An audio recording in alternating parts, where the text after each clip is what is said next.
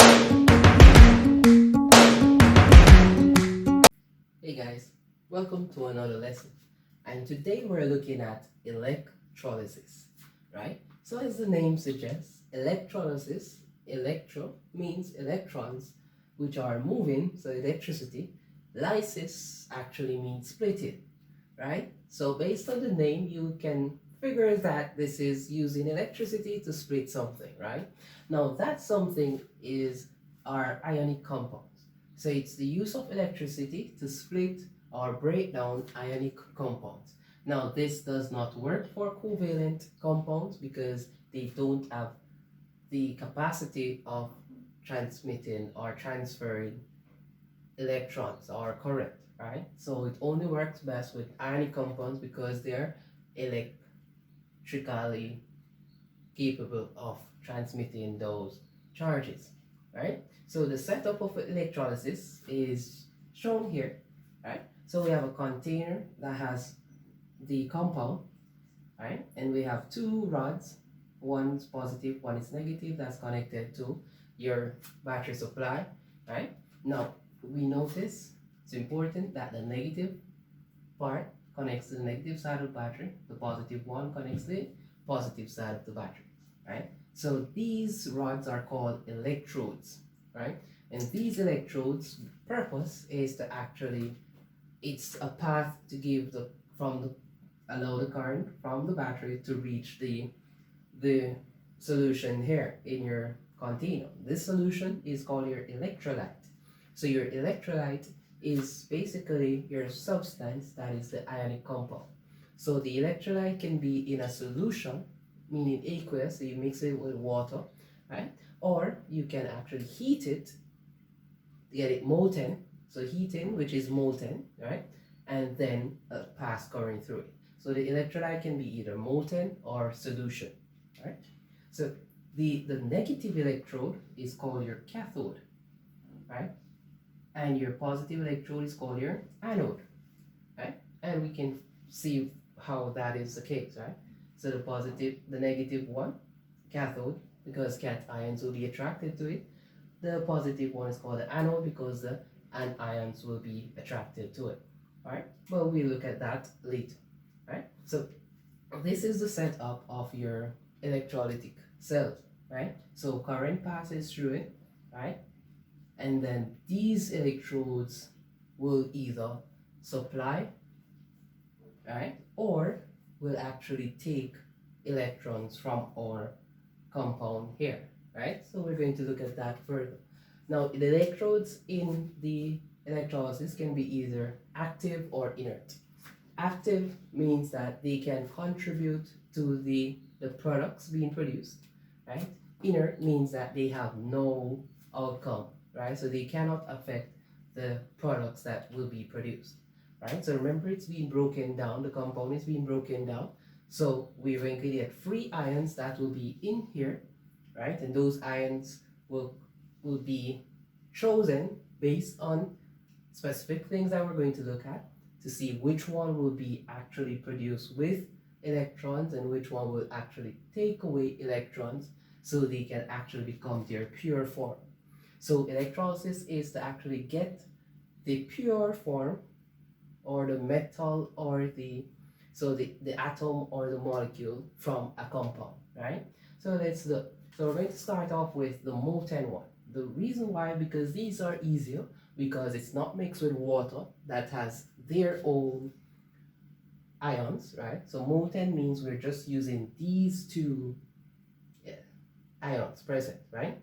So molten salts, so we're going to look at zinc chloride, right? And zinc chloride formula would be ZnCl2. All right, so if we put molten zinc, so we heat it till it becomes liquefied, and we allow current to pass through it here, then our free charges would be Zn plus, 2 plus, and Cl negative. So those are two free charges. So obviously our negative charge will go to our cathode, or anode, sorry, right? So we're going to look at the half equation. So at the anode, we have the Cl negative, right? Now, what will happen to the Cl negative? Because it's negative, meaning that its outer electron actually got one electron.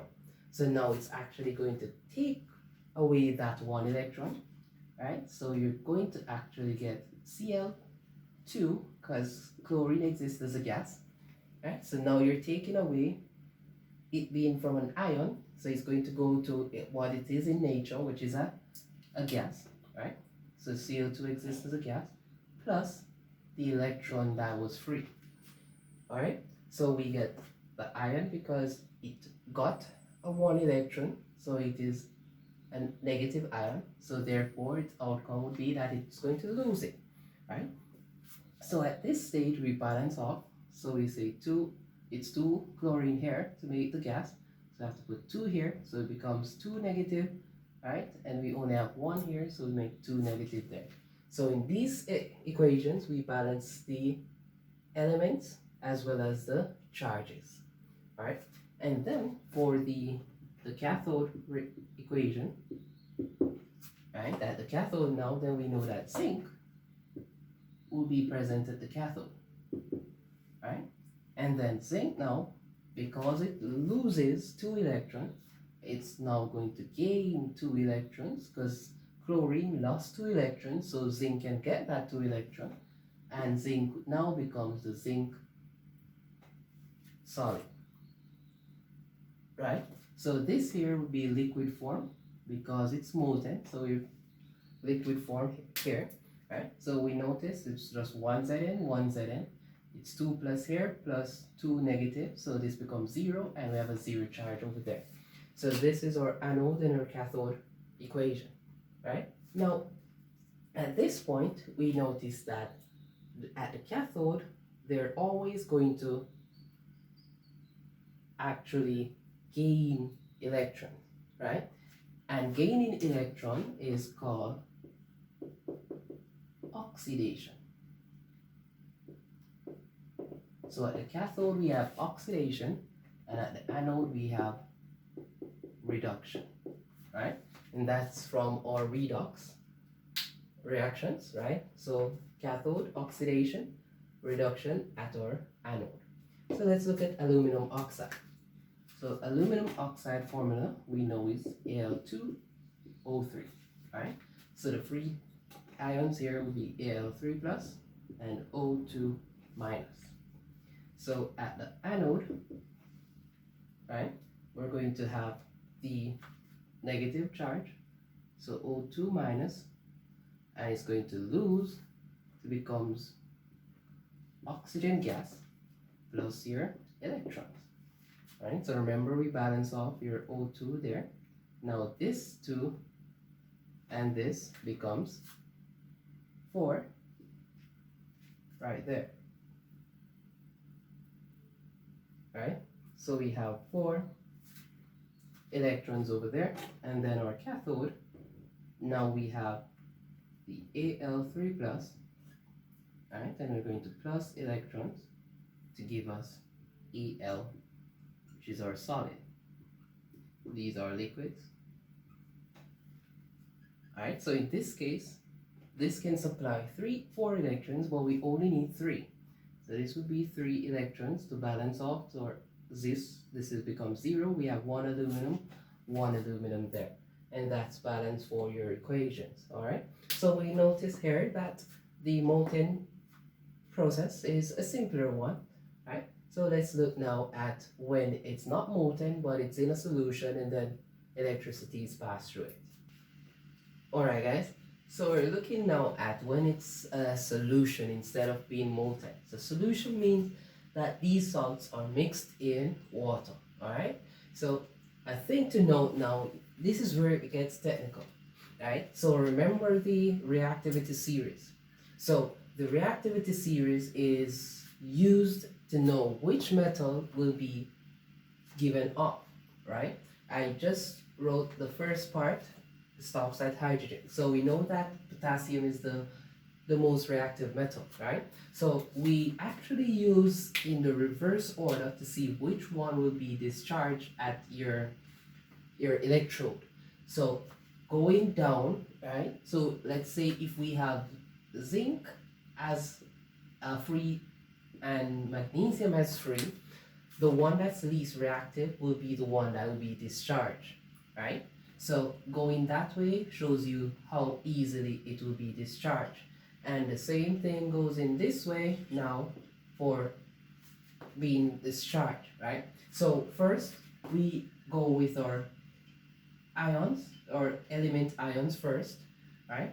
And if those are not able to be discharged, then hydroxide will, and then these will be the last things that will be discharged at your electrodes, right? So a thing to note as well is that your inert electrodes can either be carbon or graphite. So we're going to look at an example using an inert electrode, right? So we're going to look at dilute sodium chloride, right? So dilute here means it's important, right? So the dilute tells us that we have less NaCl than water, right? So remember, water is going to give us plus H plus and OH negative.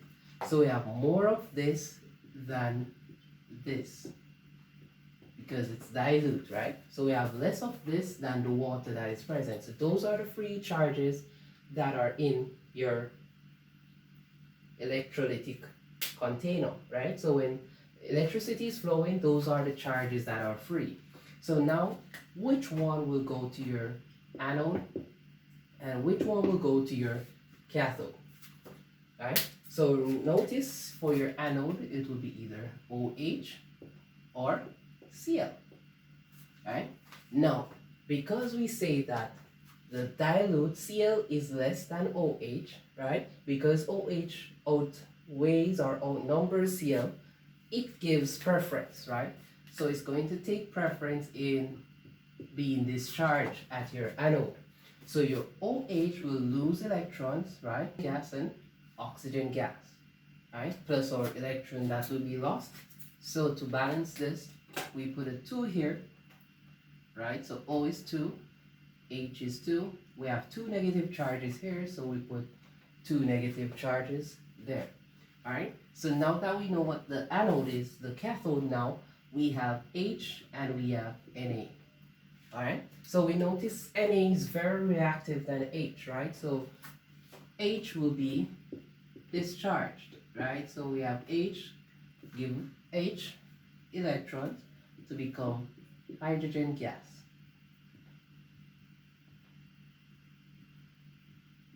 Right, so these now becomes aqueous because they are in water, right? So in this case, we have 2 here, right? And it's 2 plus, so we need a 2 negative to get this 0, and that section is 0. All right, so let's look now at concentrated copper sulfate with copper electrode. So now this one is using an active electrode, right? So because we're using an active electrode and we're using concentrated copper oxide, copper sulfate, sorry, so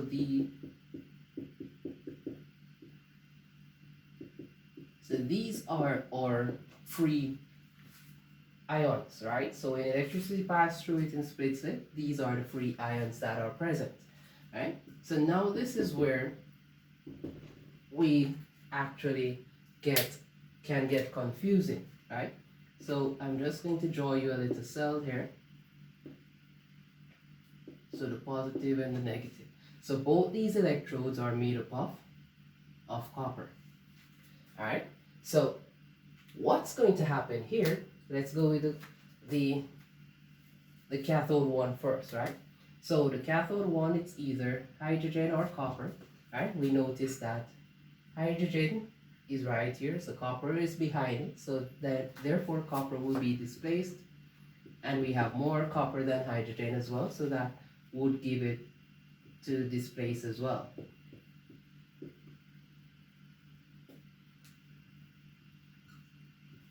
Alright, so we have that here. So therefore this becomes 2 to get it 0, right? So this is what's going to happen, right? So remember our cathode, which is this one here, that's our cathode, that's our anode. It's made up of copper, right? So it gives electrons to the free copper that's in your electrolyte, so it becomes copper solid, right? Now this anode that will accept electrons, right? It's going to actually, at the anode, because this one is giving away electrons, we're getting electrodes. So that this one is actually becoming a smaller electrode because it's giving away electrodes each time, right? Now at the anode, the copper solid that is being produced here will actually be attracted to the anode here, right? So it can actually go ahead and give away electrons, right? So it goes away and give away electrons. Sorry, this is aqueous.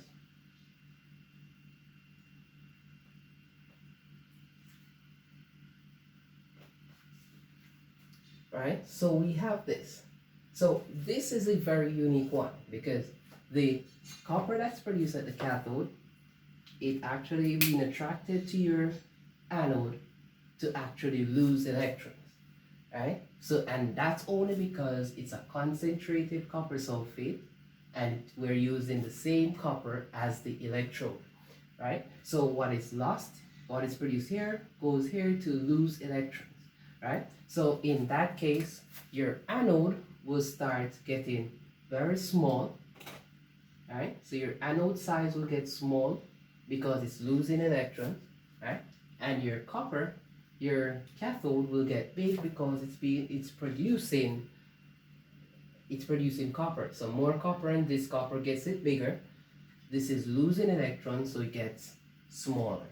All right. So the last thing for today, guys, is that we're going to look at how can we use electrolysis to calculate using mole and what is known as Faraday's constant.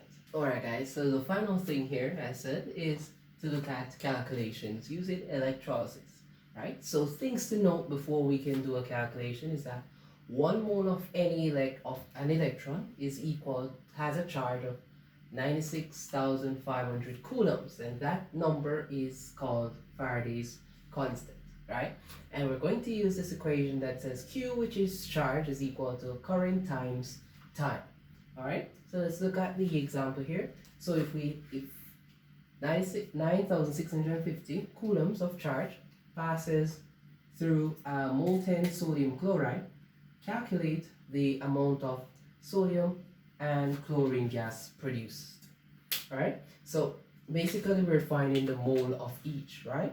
So let's go to the first thing that we do is to write the half equations for the anode and the cathode. All right, so we know because it's molten, we only have Na and Cl charges present. So the Na plus will be given electrons to become Na solid, right? So we have that as, and then the Cl negative will become chlorine gas plus electrons. So it's 2 here and 2 there, right?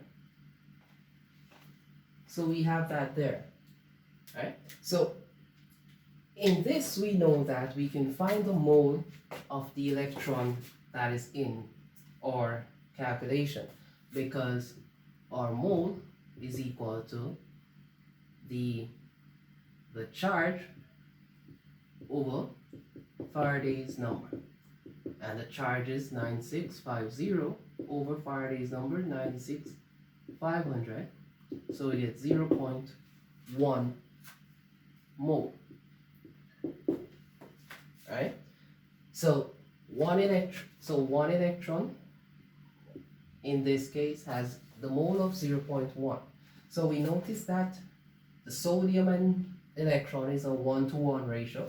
So therefore, any mole is equal to 0.1 mole. Right? So we have 0.1 mole of sodium that was produced. If you wanted to find the mass, we could, because we know that mass is equal to mole times our molar mass. And mole is 0.1. The molar mass of sodium is 23. Right? So we get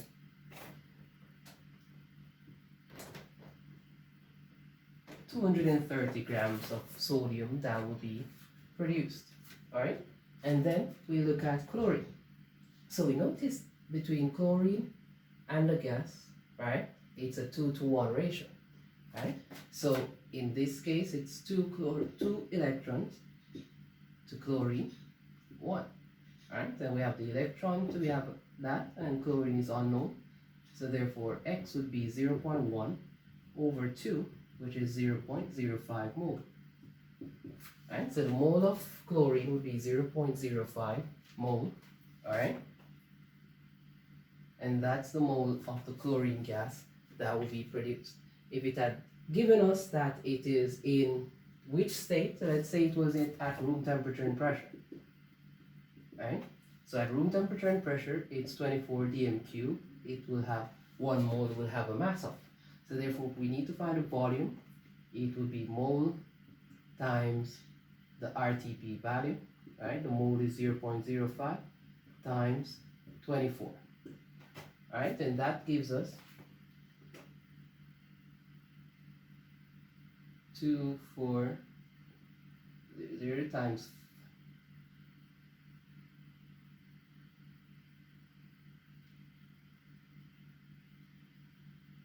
this is 2.3 grams. Right?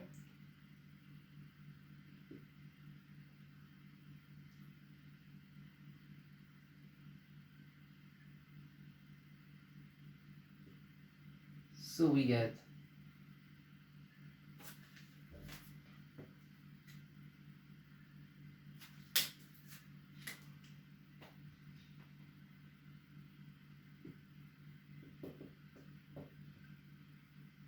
So we have 1.20 dm cubed of volume of chlorine that is produced.